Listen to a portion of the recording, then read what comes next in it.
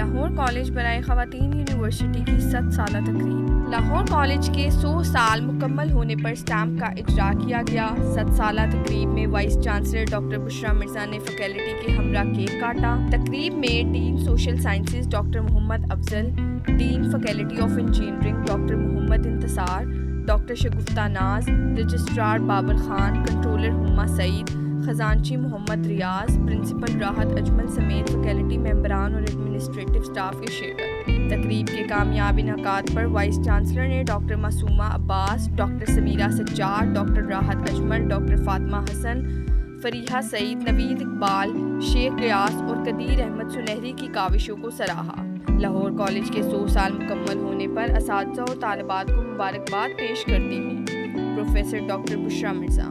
Lahore college برائے خواتین 1922 میں ہال روڈ کی ایک چھوٹی سی عمارت میں قائم کیا گیا۔ یونیورسٹی سے نامور خواتین نے تعلیم حاصل کی۔